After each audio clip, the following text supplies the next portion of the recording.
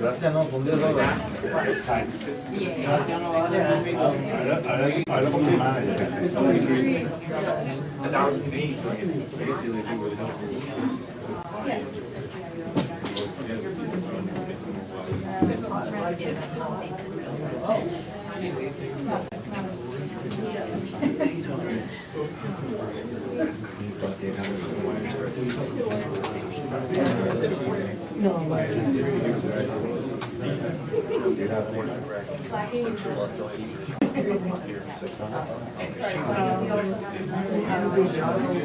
But is there a zoning?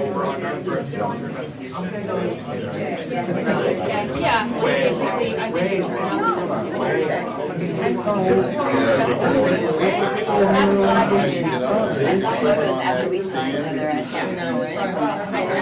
it just looked like oh, terrific. It's down the block, around the corner, every school is all the same. you started behind any time that week or Yeah, yeah, I think they got us there.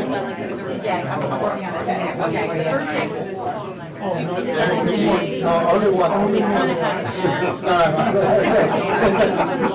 I listened to my daughter's husband for down the line. Very easy. If you wanted to clip them on there, you could do that. Yeah, this chair won't be the only speaker. That's the thing.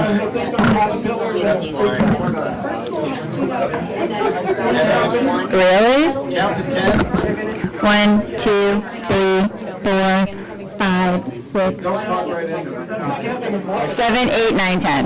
One more. 1, 2, 3, 4. One more time. One more time. 1, 2, 3, 4, 5, 6, 7, 8, 9, 10. Thank you. Sherry, is it still 4 o'clock start time? Or a few minutes after. Where is the sheet that's going around that, for the wage transfer?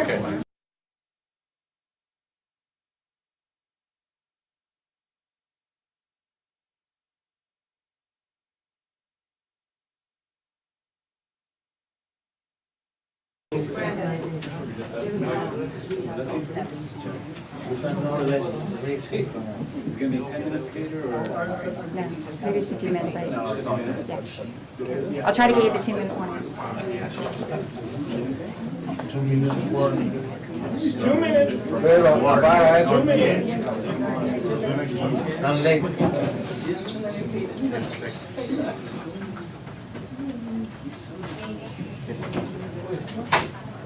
Ten, 9, 8, 7. Yes. You're back. It's a devil piece of bacon.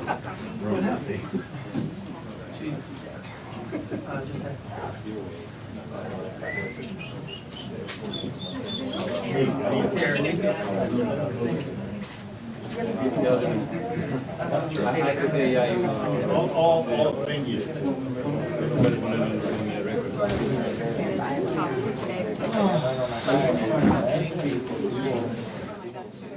Everyone, 2 to 3 minute warning. 3 minutes warning. Oh, man. That's it. Showtime. 2.5 or 3 minute warning. María, no ha llegado nada, ninguno me llama.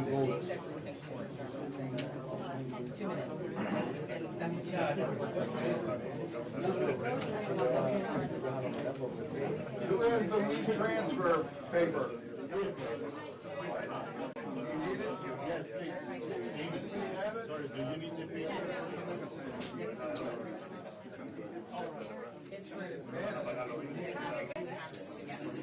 Hey, Terry, make an announcement, we need that week transfer paper, because somebody grabbed it on the phone.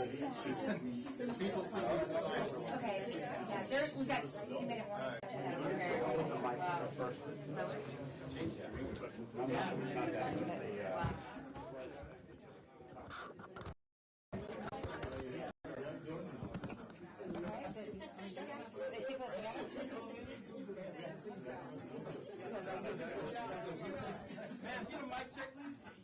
We're doing mic check again. 1, 2, 3, 4, 5. You good? Wait. 1, 2, 3, 4, 5. Everybody's good? And can we get that sheet for the retransfer set up to the front, please? Okay.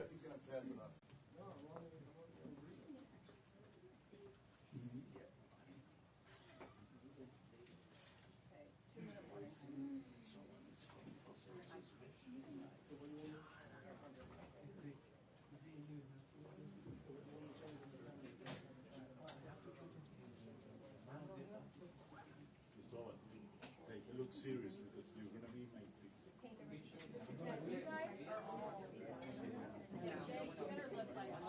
Exactly. Don't check our text messages. Yes. Pass it around. Thank you. Thank you.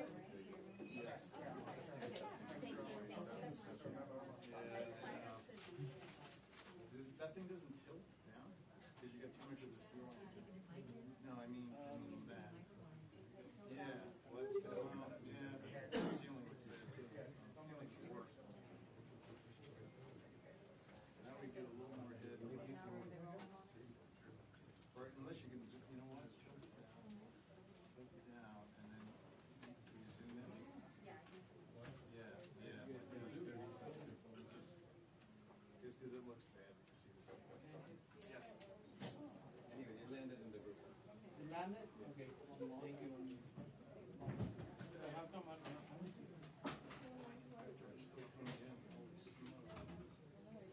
Maybe you're not downloading it. You're way behind. Somebody should call this firearm. I got it. Thank you. Thank you, everyone. She's doing a live test.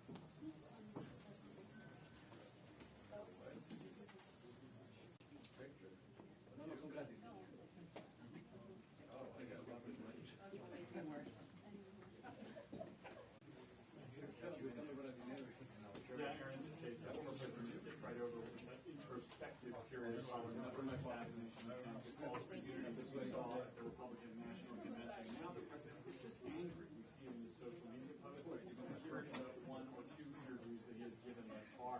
Blaming his second attempt on his life on the rhetoric of the vice president and of President Biden. Lashing out, we're seeing it from his campaign with calls from Harris and Biden to denounce those in the Democratic Party who suggested that Donald Trump is a threat to democracy. No calls for unity here, no kind of broader message of turning things down across the country. It's anger and focus on the top of the Democratic ticket from Donald Trump.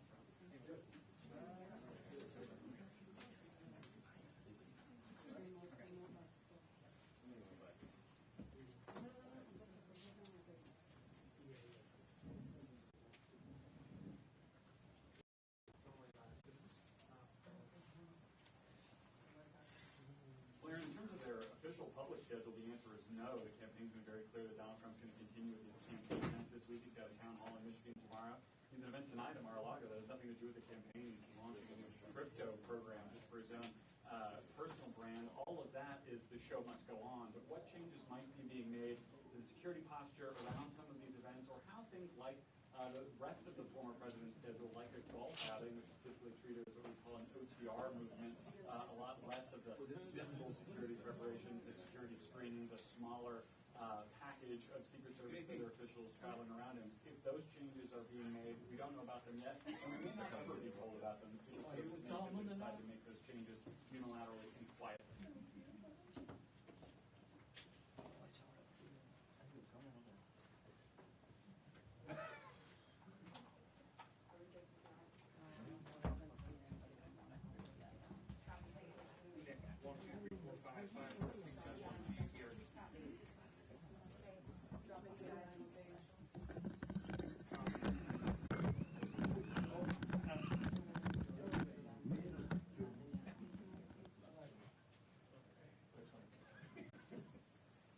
Okay, here we go. All right, here we go. They're walking out. Heads up, guys. Heads up.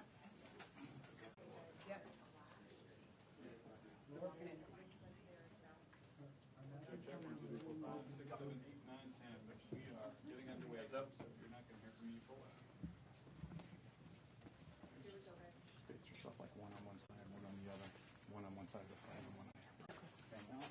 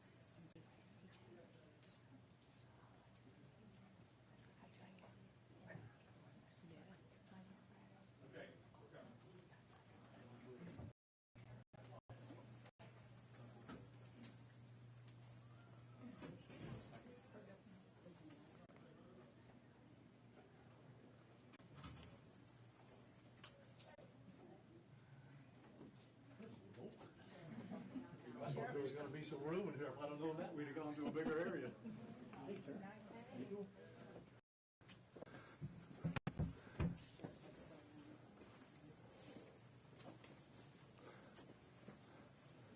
Okay, just a couple little housekeeping things here, in case you haven't been with me at a press conference.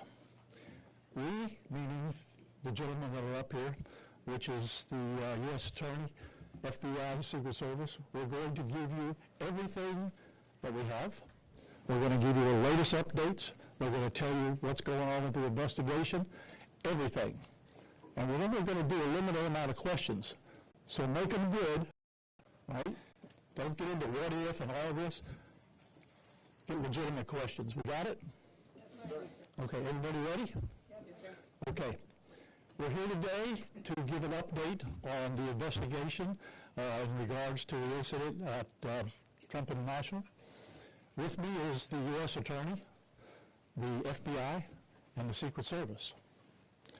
Just to give you a little information, as you well know, the road down there on Summit is still blocked off. It will be blocked off probably for the remainder of today and probably a good portion of tomorrow until some of the investigative things need to be done and finished. But we're accommodating people in and out, getting them to the library, getting them to the post office, so the public is not going to be that far inconvenienced. The security level at Mar-a-Lago is the highest it can possibly be now. The road closures are back in place and will remain there. The checkpoints are in place. And my commitment to the Secret Service is to give them every possible resource from PBSA. Once they determine the level of security that they need, they will get all the resources possible. So having said that, I'll let you talk to the U.S. Attorney. Thank you, Sheriff.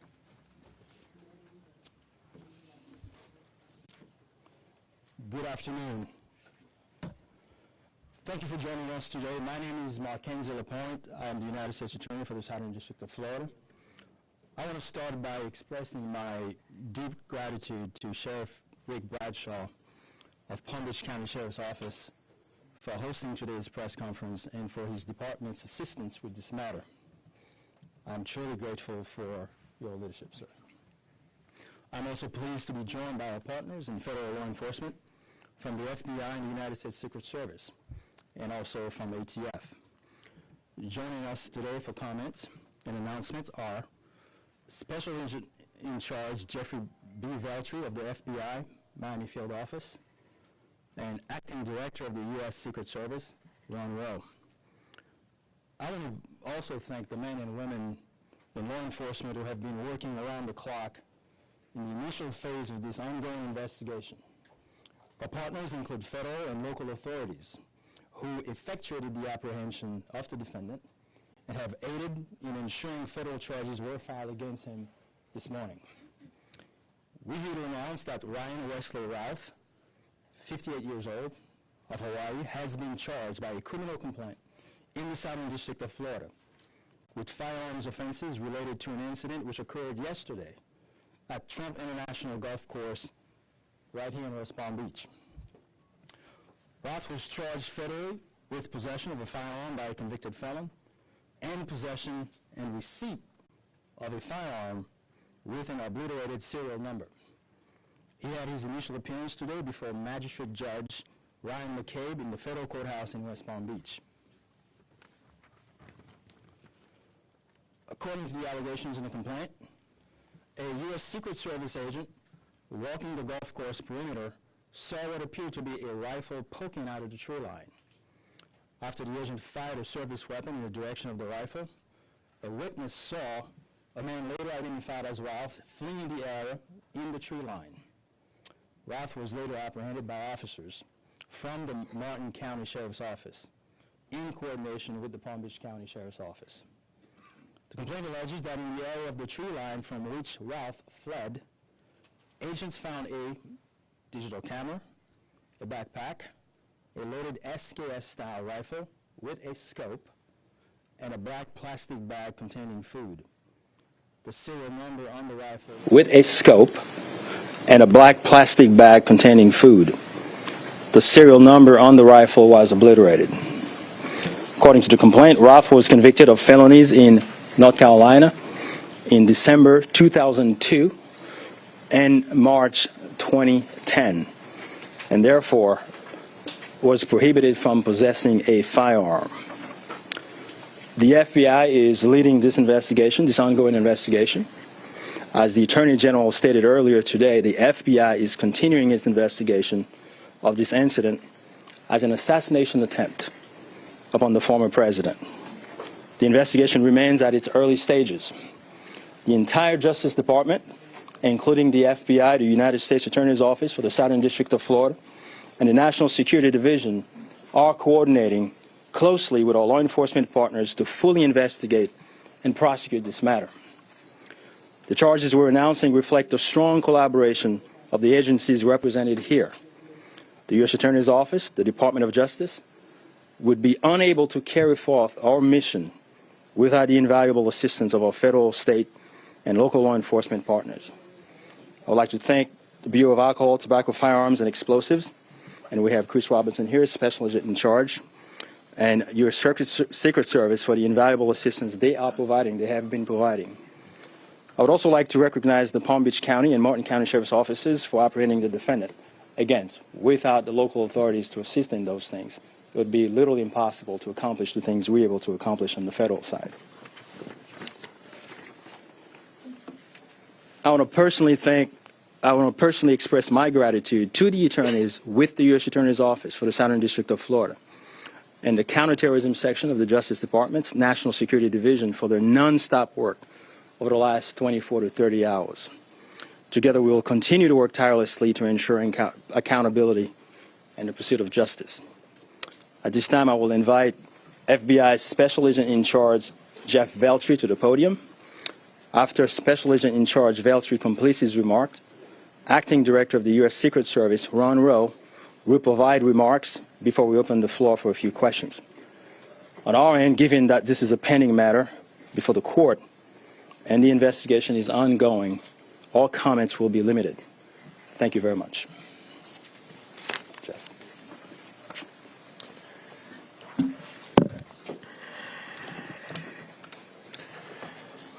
Good afternoon. For a quick introduction, my name is Jeffrey Veltri, FBI Special Agent in charge for the Miami Field Office.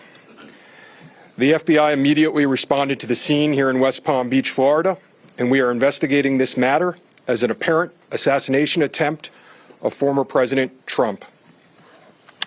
We view this as extremely serious and are determined to provide answers as to what led up to the events which took place. I want to emphasize we're just a little over 24 hours into this investigation, so we're going to provide as much as we can publicly while our investigation is still ongoing. We must also stress that the United States Attorney's Office is pursuing charges, and that limits some of the details that we can discuss publicly. Yesterday afternoon, Martin County Sheriff's Office took custody of Ryan Routh, and he was transported back to Palm Beach County Sheriff's Office. Our FBI agents then attempted to interview him, and he invoked his right to an attorney. In the last 24 hours, the FBI and our partners have been dedicated to investigating the incident and utilizing all available resources. These efforts have included our investigative team and the United States Attorney's Office for the Southern District of Florida, in conjunction with DOJ's National Security Division, are actively working hand in hand to pursue and subsequently execute search warrants. Thus far, the warrants include a video recording device, subjects' cellular devices, a vehicle, and other electronic devices located at previous known addresses. We are coordinating with the United States Secret Service to complete numerous interviews of agents on scene. We have also interviewed 7 civilian witnesses at the scene, and that is just the beginning. Our FBI's Honolulu and Charlotte field offices have initiated interviews of several family members, friends, and former colleagues of the subject.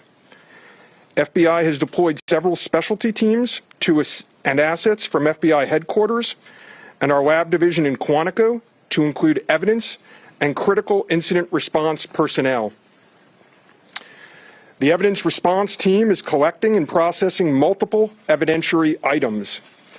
These range from the rifle, which is an SKS model with a scope and obliterated serial numbers, to 2 bags, the subject's electronics, and what appears to be ceramic tiles. DNA has also been collected from those items, which are being sent to Quantico for testing. We will also process the subject's vehicle for evidence.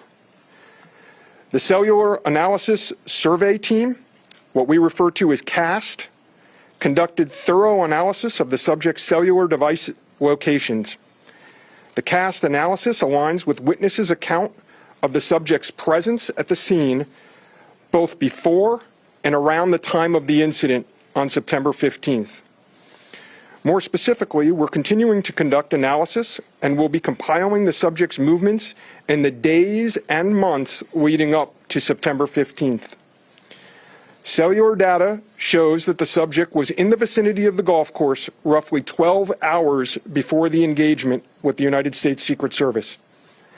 Our investigative teams conducted a neighborhood canvass in an effort to collect and obtain relevant video footage. The subject had an active online presence, and we are going through what he posted and any searches he conducted online.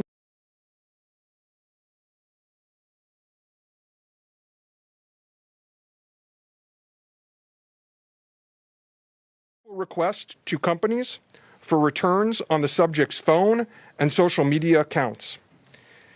We received several returns and are waiting on additional responses from other companies as well.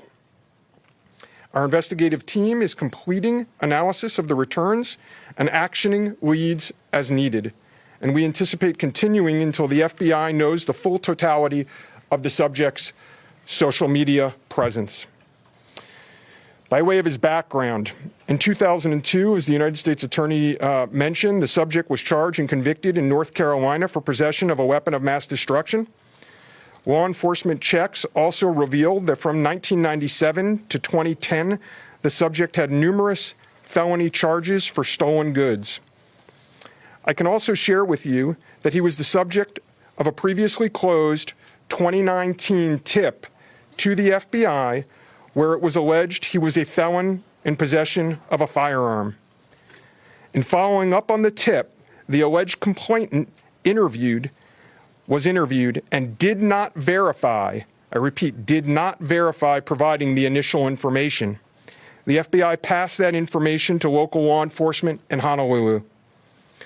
On behalf of the FBI, I would like to thank the Palm Beach County Sheriff's Office and Martin County Sheriff's Office for their incredible work in actioning the witnesses' information and rapidly apprehending the subject.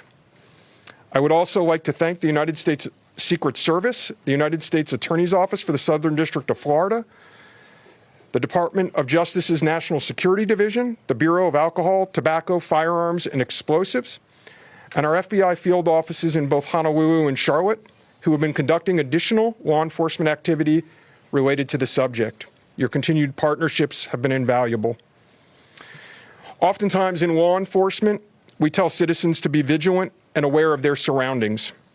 Yesterday, a citizen provided remarkable assistance, which led to the arrest of this subject. We appreciate the public's diligence in passing potential tips and information regarding the subject and this incident to the FBI.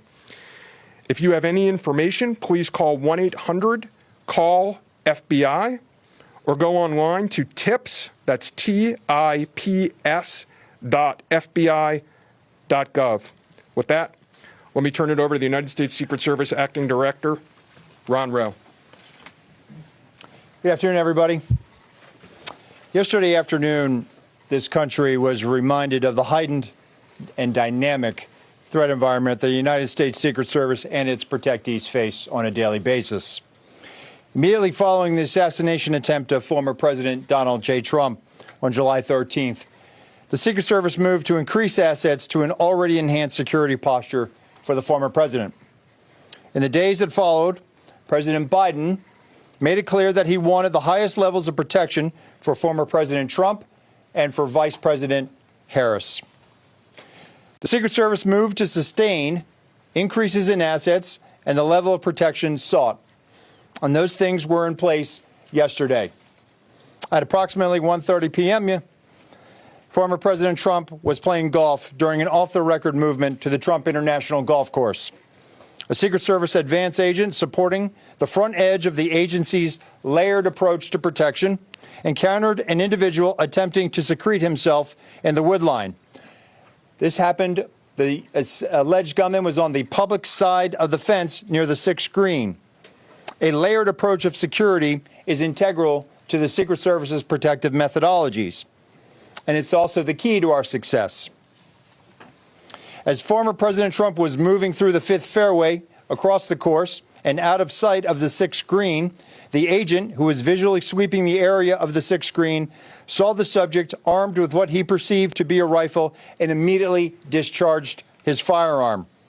The subject, who did not have line of sight to the former president, fled the scene. He did not fire or get off any shots at our agent. With reports of gunfire, the former president's close protection detail immediately evacuated the president to a safe location. The protective methodologies of the Secret Service were effective yesterday. The former president's protective apparatus allowed for the early identification of the threat and led to a safe evacuation.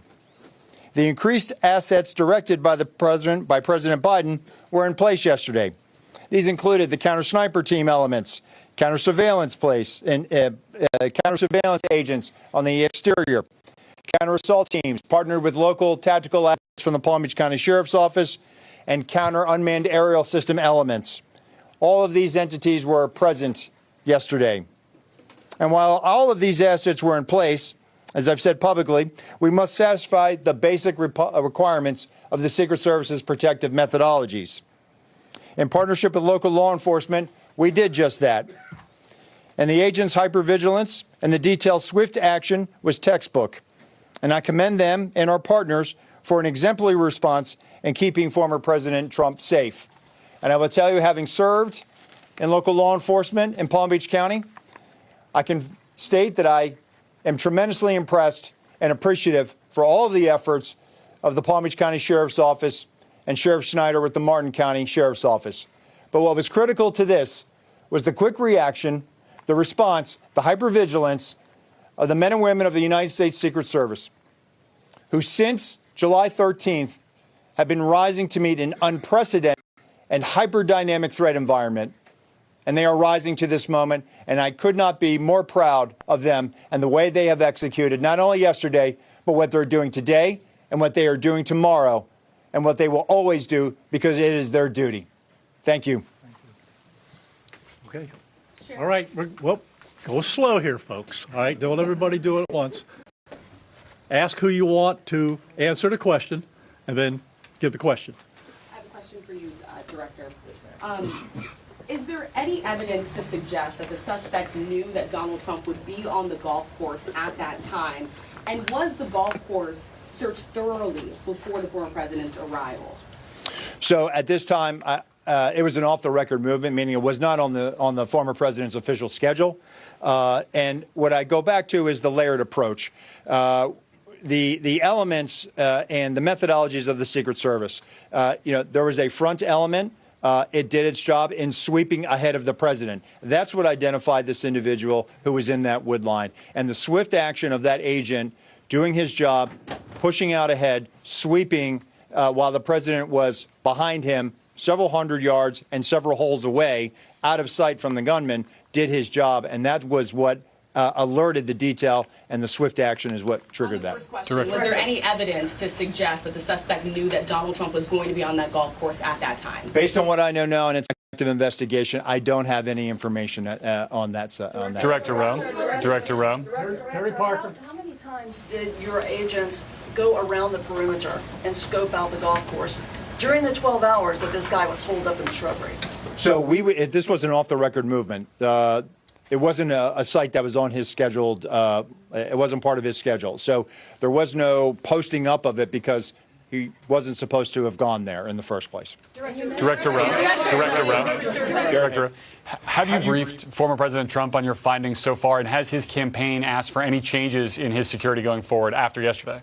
So, sorry.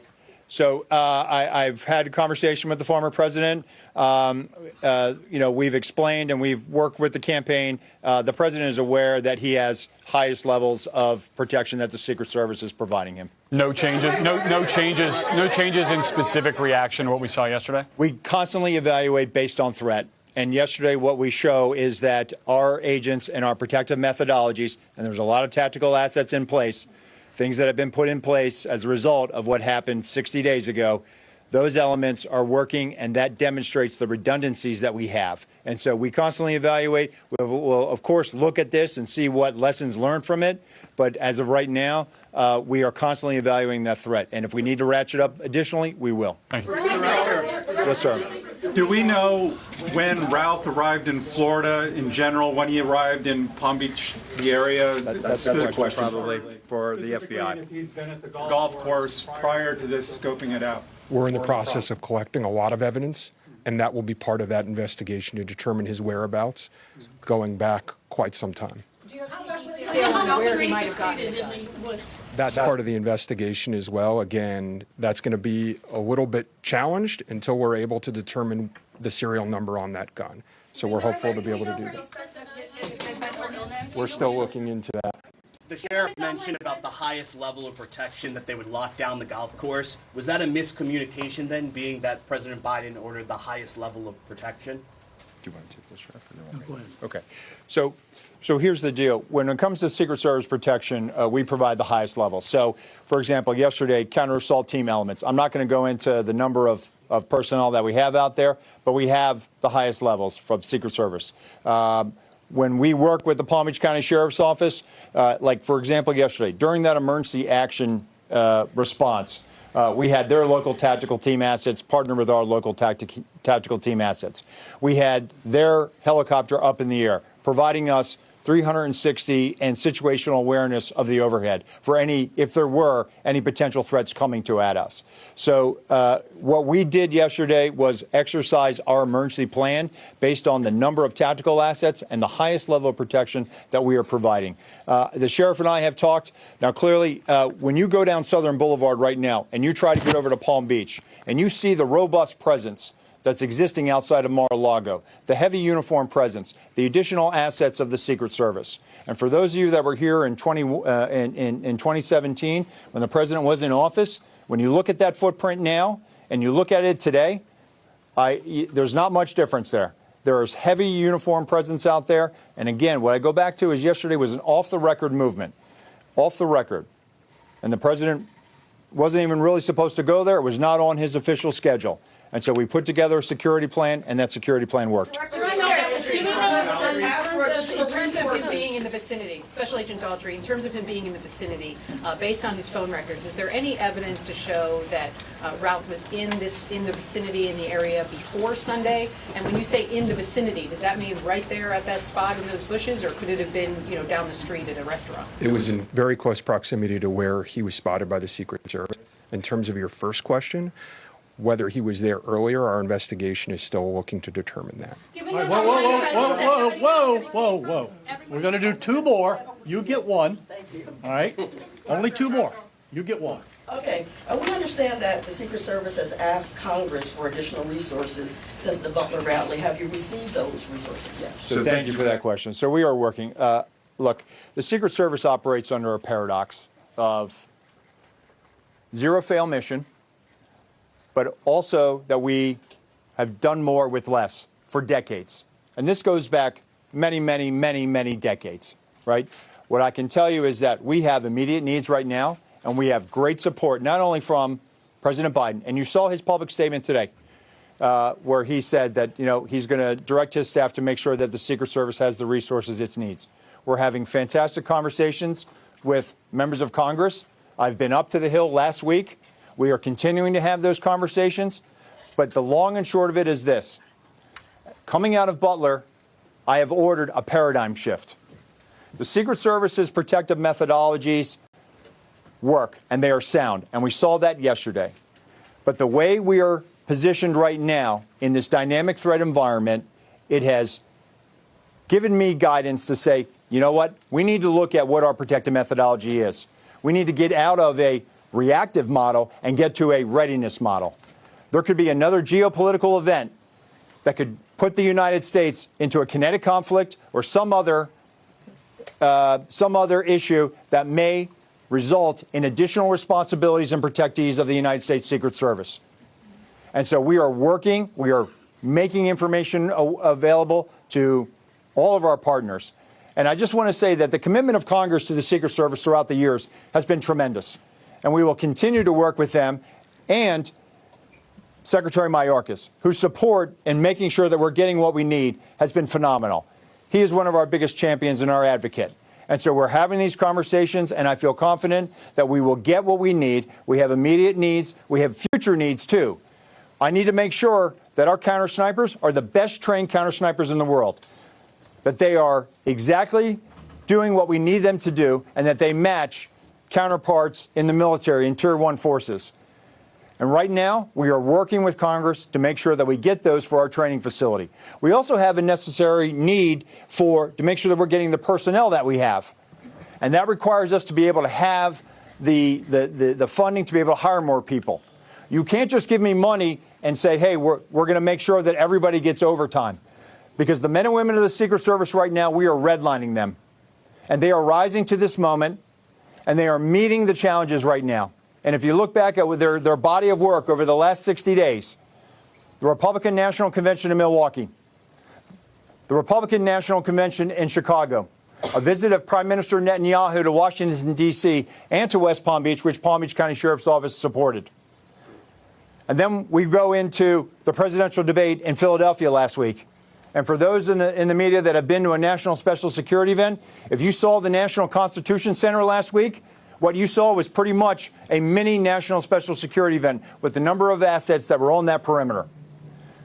And so our folks are rising to this moment, but it requires all of us to be able to have good conversations and make sure that we're getting the Secret Service where it needs to be. And I'm confident that we will achieve that because we don't have an alternative.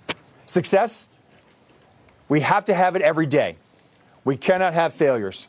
And in order to do that, we're going to have some hard conversations with Congress, and we're going to achieve that. Last question, one more. The special agent in charge of the FBI, Yes, sir. did he act alone? Did he have some kind of help? At this point, we're still exploring that, investigating that. Our investigation will determine that. We do not have information that he's been acting with anyone else at present. Do we know how long he's been in Florida when he arrived? Oh, you snuck one. At this point, Our investigation is still determining that. Thank Did you. anyone see him All right. or report him? How was he able to Anyhow, that's it. We're not going to do any more. All right, you got a lot of information there. The last thing I will tell you is, like the director of the Secret Service says, you know, the president called me last night, President Trump. He thanked me for everything that we did along with the Secret Service. He knows we work great together, and he feels safe. That's important because he is. And what we did yesterday proves that the system can work because the suspect didn't even get close to getting a round off, and we apprehended him and brought him to justice. So we're very, very proud of that. Thank you, folks, for being here. I appreciate it. Sheriff, one more time for the record. How do you pronounce his last name, Sheriff? Is it Routh or Routh? I've heard both.